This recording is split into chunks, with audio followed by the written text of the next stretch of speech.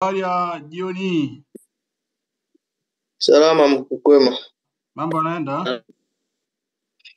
Safi ya sasa namshukuru. Au sio? Ya. Nafikiri kama tulivyokubaliana tulivyozungumza, nafikiri ni muda sahihi sasa wa kuanza kujifunza AI automation, kwa sababu ni fursa ambayo wabongo wengi hatujui kwamba hii ni fursa.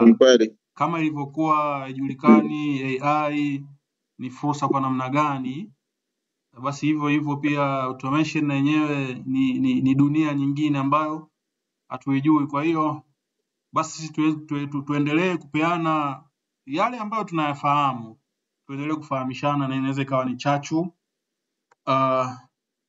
na ikahamasisha watu wajue ni kitu gani AI automation au automation kwa ujumla, sababu inafahamika kwamba watu wengi huenda labda wanajua AI kwa upande wa labda hizi chat GPT na nyingine nyingi, wanazijua hizo kwa kuchati tu, yaani kwamba mtu anauliza swali anajibiwa, anauliza swali anajibiwa. Watu wengi ndivyo tulivyo hivyo, lakini mapinduzi ya kidigitali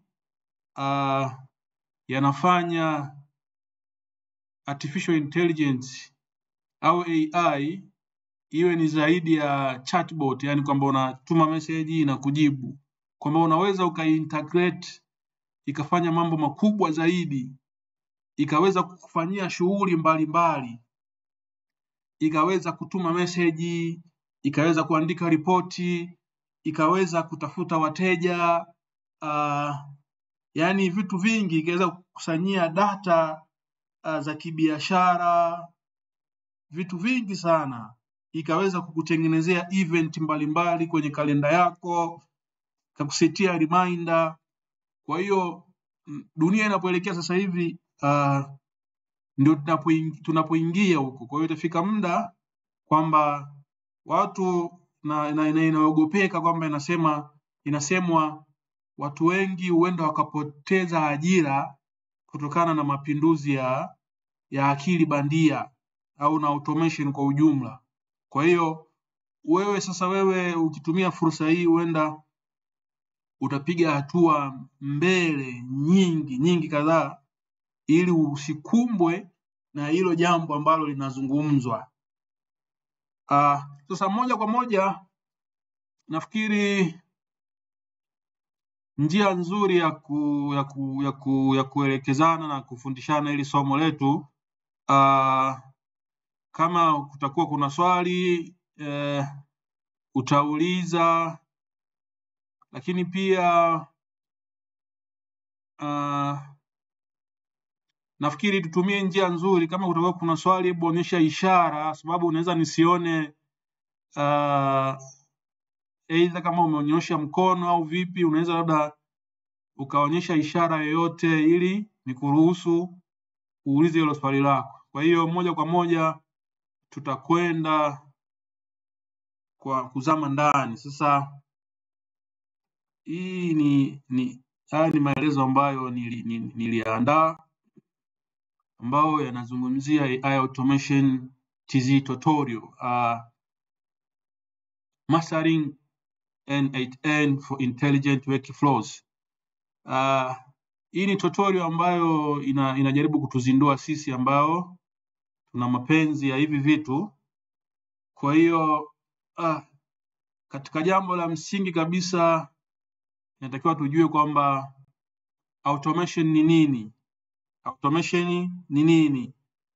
Nafikiri wengi wetu tumeshawahi kukishuhudia au kushuhudia hili tukio, kwamba inapofika wakati wa usiku zile taa za barabarani zinawaka tu ghafla. Kwa hiyo hiyo ni imewaka taa kutokana na giza limeingia. Hiyo ni automation, automatic, yani ghafla kitu kinakuwa kimetokea. Lakini pia huenda tumewahi kuingia kwenye masupermarket, kwenye mall. Unapokaribia kufika pale mlangoni, unashangaa mlango unajifungua wenyewe. Hizo zote pia ni automation katika nadharia hiyo ya kawaida. Sasa kidigitali au kiprogramming, automation ni pale ambapo apps mbalimbali zinaungana na kuwasiliana ili kutekeleza kazi fulani. Kwa mfano nikielezea vizuri kwamba unakuta apps labda zaidi ya moja zinakuwa zinawasiliana ili kutekeleza kazi. Mfano labda tuchukulie mfano ambao unaeleweka, unajaza fomu wewe kwa njia ya kidigitali, sawa? Hiyo labda fomu unaijaza kwenye app husika. Tuchukulie kitu ambacho kinafahamika kwa haraka ni Google Form. Labda umetumiwa fomu uijaze. Ile fomu unavyoijaza, ukijaza ukisubmit taarifa zako ambazo umezijaza, zile taarifa zinaenda kwenye app nyingine. Ile app nyingine inakuwa inazicapture zile taarifa. Kwa hiyo unaona hicho ni kitu kimetokea automatic. Kwa hiyo umejaza taarifa kwenye app fulani, lakini app hii inafanya majukumu mengine, inazicapture zile data. Tuseme ni spreadsheet, kwamba imezichukua zile data ikazihifadhi. Lakini pia huenda kaingia app nyingine, ikaingia ya tatu, kama vile Gmail, kwamba labda ulituma taarifa ukaweka kule ndani email yako, ile email ikaenda kuhifadhiwa kwenye ile spreadsheet. Alafu kisa spreadsheet sina data zako, basi kuna email, kwenye ile email inachukua miongoni mwa data ambazo zimejazwa kwenye hii spreadsheet, inachukua email yako, inakutumia email wewe, au inamtumia email muhusika kwamba labda tumepokea. Kama inakutumia wewe, nakwambia bwana, tumepokea ujumbe fulani wa taarifa zako ambazo umezijaza. Au kama vile ni muhusika, labda inamwambia kama ni upande wa kibiashara, labda kuna mteja huyu na huyu kajaza hizi taarifa au anataka bidhaa hii hapa. Kwa hiyo utaona hapo kuna app zaidi ya 2 zimeungana. Kuna fomu umeijaza, kuna spreadsheet umeijaza, kuna Gmail au email yoyote iko zinafanya kazi. Kwa hiyo namna ambavyo taarifa zinapita kwenye hizi app 2 na kufanya kazi bila wewe kugusa chochote, hichi ndio kinaitwa nini? Automation. Sasa kama nilivyoeleza hapo mwanzo, kwa nini automation? Kwa nini automation? Automation sasa hivi imekuwa ni habari ya mjini kwa sababu inabadilisha biashara duniani kote. Nikisema inabadilisha biashara, tuchukulie mfano, wewe unaweza ukawa una biashara yako. Sasa huenda kuna taarifa huenda unataka kuzipata za kibiashara ili zikuwezeshe wewe kuongeza mauzo yako. Kwa hiyo unaweza ukatumia automation katika mapinduzi hayo, kwamba wewe ukakusanya taarifa au ukachukua taarifa za wateja wengi, alafu ukazitumia katika biashara yako, tofauti na ile njia ya zamani kwamba mpaka mteja aje siku kwenye duka lako mfano, au labda mteja atembelee website yako au vitu vingine. Kwa hiyo automation inabadilisha biashara duniani, na ndio maana inasemekana kwamba huenda watu wakapunguzwa katika sehemu za kazi kwa sababu automation inachukua nafasi zao. Lakini pia automation pia inaokoa muda na pesa kupitia application mbalimbali. Kwa mfano, namna gani inaokoa muda? Tumesema hapo mwanzoni kwamba wewe utajaza fomu. Tuseme labda unafanya kazi kwenye hoteli fulani. Tuseme hiyo hoteli tunaita hoteli X. Sasa wewe mteja atakuja pale, utajaza majina, utamwandikisha majina yake, taarifa zake katoka wapi, sio nini na nini. Alafu kisha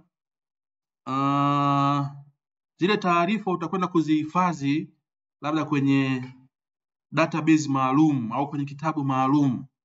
Alafu kisha umeshahifadhi ile taarifa, unakuja labda kumtumia, kama bosi wako yuko mbali, labda unamtumia labda email, mteja huyu hapa fulani ameleta labda taarifa zake hizi, labda anataka booking kwenye hiyo hoteli siku fulani. Kwa hiyo unamtumia, unamuinform bosi wako, au unawajulisha timu yako. Sasa ukiangalia hizi hatua ambazo unazifanya manually, unatumia nguvu, unatumia muda. Kwa maana hiyo automation imekuja kucover hili gap. Kwa hiyo unakuta sasa kama ni mteja amekuja kwenye hoteli yako X, atajaza information zake, atajaza fomu. Akijaza fomu, zile fomu moja kwa moja zitakwenda kwenye spreadsheet au kwenye database maalum, ambayo hiyo database itakuwa inazihifadhi hizo taarifa za mteja. Alafu kisha taarifa hizo zitatumwa kwa timu au kwa bosi. Kwa hiyo unaona ni zoezi ambalo linafanyika automatic. Kama wewe ni mfanyabiashara, kwanza imekuokolea muda na imeokoa muda wa yule mhudumu wako, lakini pia taarifa huenda zikapatikana kwa usahihi bila makosa yoyote, kwa sababu system ambazo zinatumika hapa zinahakikisha kwamba taarifa zinazokuja ni sahihi. Kwa hiyo kwa namna hiyo inaokoa muda, lakini pia inaokoa pesa. Badala ya kutumia pesa nyingi kwenye labda kuajiri watu wafanye hizi shughuli, kujaza fomu, kuhifadhi taarifa, kutuma email, unakuwa wewe unaokoa pesa nyingi kutokana na kutokuwahitaji watu wao. Sasa twende moja kwa moja kuitambulisha N8N. N8N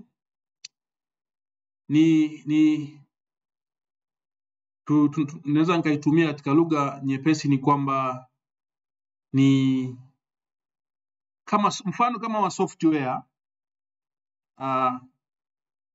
au ni jukwaa ambalo linatumika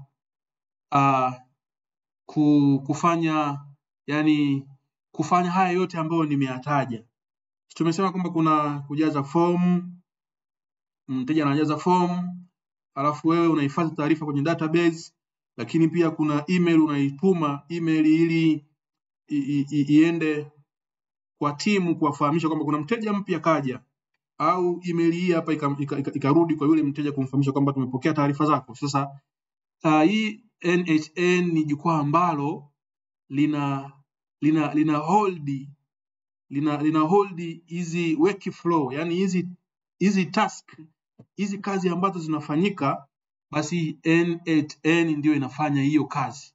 Na katika uzuri wa N8N ni free, kwamba ni ya bure, inapatikana kwa bure. Tukisema bure kwamba hatumaanishi kwamba ni bure kabisa, kwamba inaruhusu matumizi ya bure kwa kiasi fulani, ambayo wewe kwa mtu mwenye kuanza inaweza ikawa ni rahisi, kwamba hauna labda pesa, kwa hiyo ukaanza kutumia N8N kwa sababu ni free, inakupa siku 14 ili uweze kuitumia, na inakuwa na token nyingi. Token zenyewe zinakuwa ni zaidi kushinda majukwaa mengine kama vile Zapier au kama vile Make na mengine. Kwa hiyo N8N imekuwa ni maarufu kuzidi majukwaa mengine au kuzidi platform zingine. Lakini pia N8N ni low code au no code workflow builder, ambao tunazungumzia hapa kwamba kwenye N8N tutakuwa, yani kwa mtu ambaye hauna background ya coding, wewe hujui coding, basi unaweza ukatumia. Lakini pia kama kuna matumizi ya code, ambayo watu wengi wanaogopa code, basi kodi yenyewe ni ndogo sana ambazo haziwezi kumtishia yule mtu ambaye ana background ya automation. Kama nilivyosema tena, N8N ni bora katika hizo katika namna ambazo nimezitaja, sababu pia ni open source, kwamba unaweza wewe unapata full control, una design kazi zako pale, unaona kwamba mimi nafanya hichi na hichi, na ndio maana tunasema open source, kwamba wewe unakuwa na full control ya zile kazi zako, zile task zako, au zile workflow. Lakini pia kama nilivyoeleza pia hapo, ni cost effective, kwamba gharama yake ni ndogo, lakini pia unaweza kutumia bure kwa zile siku 14 ambazo wanakupa. Na kingine kabisa ni rahisi na nyepesi kwa wenye kuanza, na kwamba haihitaji, kama nilivyosema, ujue kodi, hahitajiki hayo ili uweze kufanya automation kwenye N8N. Kwa hiyo twende tuanze moja kwa moja. Nitarudi kwenye screen, nione ishara ya hiyo introduction ambayo tumetoa. Nionyesheni ishara kwenye screen yenu.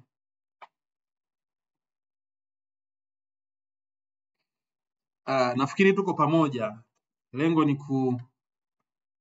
kuona kwamba tuko pamoja, na ndio maana tumefanya hivyo. Kwa hiyo tuendelee. Ndio?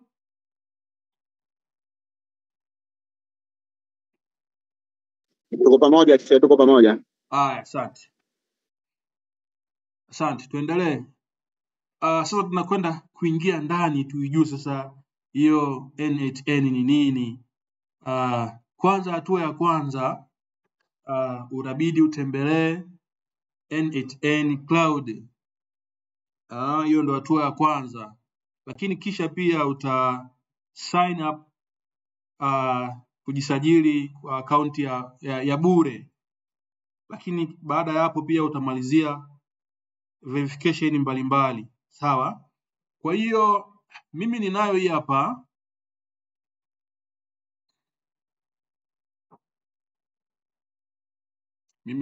hapa. Lakini hatua ya kwanza kama tulivyosema, unaenda kutembelea website yao. Kwa hiyo tuseme tuandike hapo N8N.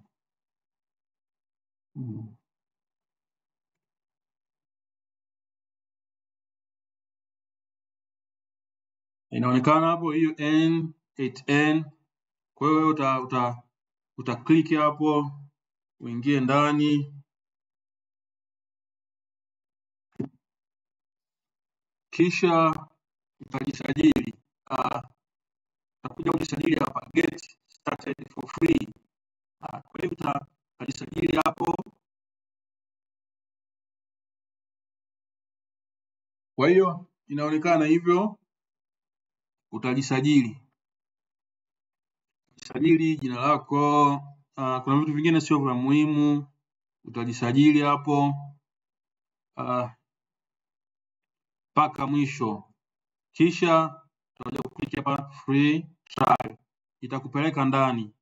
Nafikiri registration au usajili hausumbui. Kwa hiyo ni kazi ambayo tutakwenda kuifanya. Kila mtu atajisajili kwenye N8N. Kwa sababu mimi nimejisajili, kwa hiyo na nyie mtakwenda kujisajili. Usajili ni mrahisi, hauna shida yoyote, hausumbui. Labda cha kuongezea tu hapa kwenye account name, kama inawezekana hapa, hakikisha maneno yako unayotumia unaweza ukaandika hapa kama mara kwanza ikakusumbua. Let's say kwa mfano mimi nitaandika labda unaweza kuandika tu hivyo. Sawa? Kwa hiyo hiyo ndio hatua ya kwanza. Utafanya registration, uta sign up utamalizia verification, kisha utakuwa umeingia ndani ya hiyo N8N kama jukwaa kubwa. Kwa hiyo kwa mimi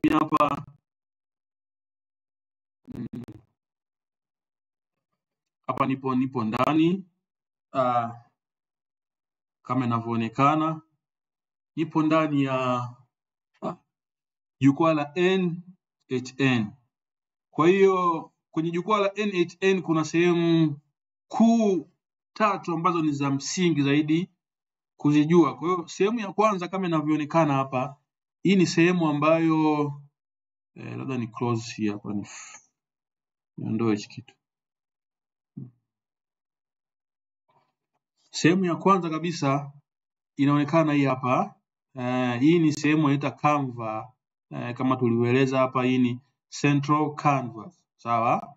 Hiyo ndiyo sehemu ya kwanza ambayo ni jukwaa kubwa, au ni sehemu ambayo workflow zako, zile workflow kwamba namna gani kazi katika app hii na hii inafanyika, basi ndo utakuwa unaziona hapa. Hiyo ndo sehemu kubwa utakuwa unacheza nayo. Sehemu nyingine kama tulivyoeleza hapo, kuna node panel upande wa kulia yenye tools zote.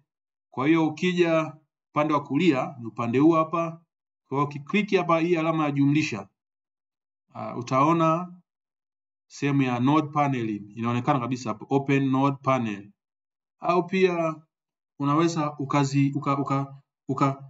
ukaziona hizo node panel kwa kuklik hapa add first step.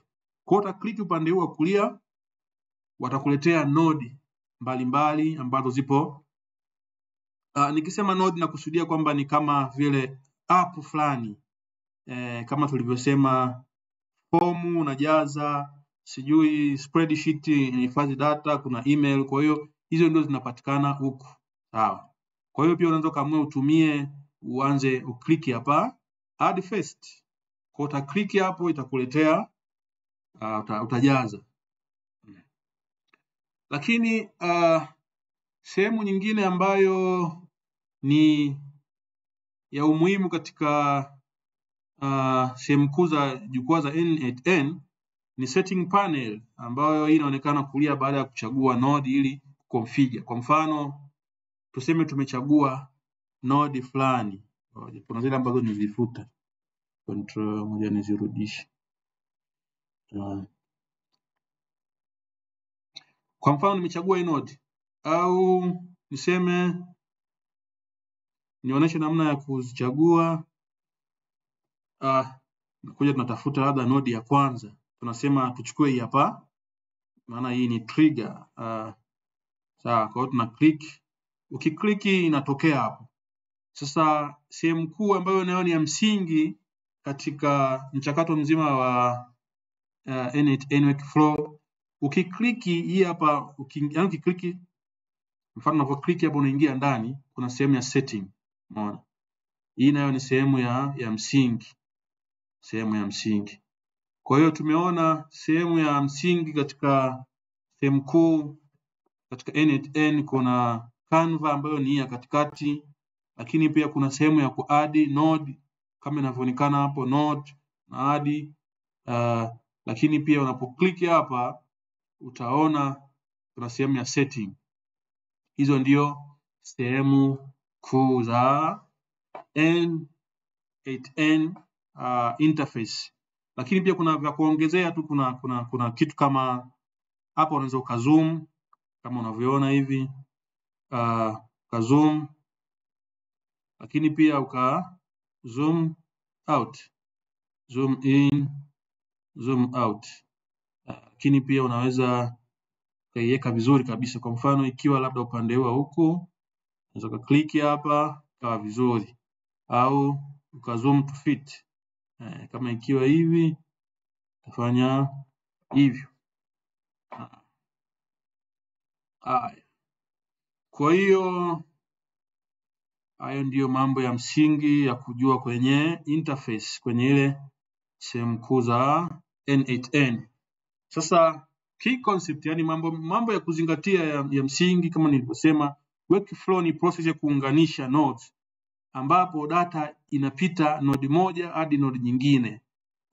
Hii ndio workflow. Kwa mfano kama nilivyosema, hii ni node ya kwanza, nikaongeza labda node nyingine nikasema sheet, labda Google Sheet, chagua yoyote.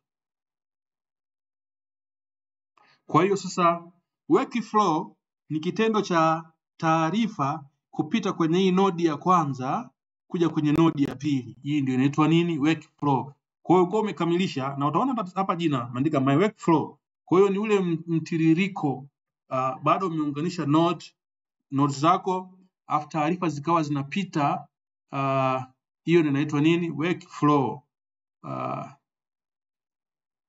Lakini kwenye upande wa mambo mengine ya kuzingatia ni kuna trigger node. Trigger node hii ni ile sehemu ya kwanza ambayo inaanza taarifa, ni kama kichocheo, yani ni mfano labda umeweka kwamba kila Jumatatu asubuhi labda kazi fulani itafanyika, labda tuseme kila Jumatatu asubuhi labda tutaona kwa vitendo nikielezea hii concept, labda kila Jumatatu asubuhi labda una click, mfano ngoja tuje hapa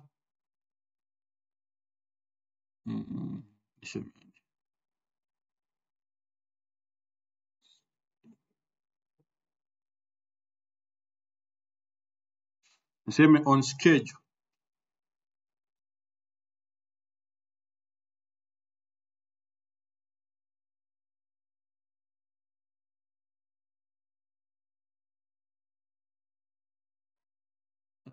Hii ndio nilikuwa nazungumzia, ndo trigger. Mfano kila Jumatatu asubuhi tunataka labda hii workflow ianze kufanya kazi, na kuna setting zake hapo ndani kama zinavyoonekana. Utaset labda kila Jumatatu utaset days, kwa tutaonyeshana namna ya kwa hiyo hii ni trigger, yani ni kile kichocheo au ni pale ambapo inaanza, kama tulivyosema hapo nyuma nikielezea concept ya trigger.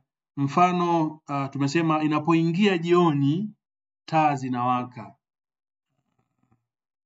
Kwa hiyo kichocheo ni nini? Kichocheo ni kuingia jioni.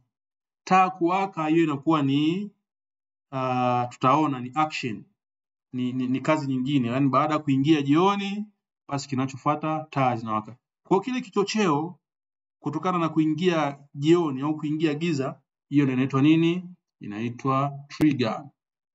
Sawa? Au pia inaweza ikawa form submission, kwamba mtu katuma form, kwa hiyo kile ni kichocheo. Kwa hiyo activity nyingine itafanyika, mfano ambao tunautaja mara kwa mara, spreadsheet itajazwa zile taarifa za mtu aliyojaza ile form, ambayo itakuwa ni action. Kwa hiyo ndio inakuwa ni trigger. Lakini pia tukija kwenye upande wa action node, hichi ni kitu ambacho kinafuata baada ya trigger node. Kama tulivyoeleza hapa, tumesema tumeschedule trigger node, labda tuseme Gmail, tuweke hapa send, labda send. Kwa hiyo ukiona kama inavyoonekana hapa, hii ni trigger, ni kichocheo, ni ile ambayo inaanzisha workflow. Lakini action node ni ile node ambayo baada ya action, baada ya trigger. Kwa mfano tumeschedule hapa kila Jumatatu asubuhi saa 3, hii workflow itatuma message kwa washiriki wote wa mafunzo ya AI Automation TZ. Kwa hiyo itafanya hivyo. Kwa hiyo hii hapa ni nini? Inakuwa ni action. Kwa hiyo kichocheo kinatokea, alafu action inafanyika. Kama tulivyoeleza hapo, jioni inaingia, giza linaingia, zile taa za barabarani zinawaka. Hii ndio action node, inatokea baada ya trigger. Sawa. Lakini uzuri ni kwamba hizi action nodes zinaweza ikawa ni zaidi ya moja. Unaweza kaongeza nyingine labda sheet. Naweza kaongeza hapa. Hapa tunamaanisha kwamba mfano kila Jumatatu workflow ina trigger kwamba inaanza kufanya kazi. Ikianza kufanya kazi inatuma email. Email tukazotuma inaenda kutengeneza spreadsheet. Sawa? Za spreadsheet. Kwa hiyo ndivyo hivyo, hii nayo inakuwa ni action node.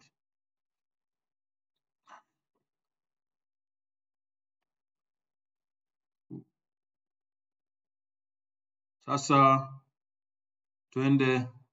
tuanze moduli ya kwanza, tuone.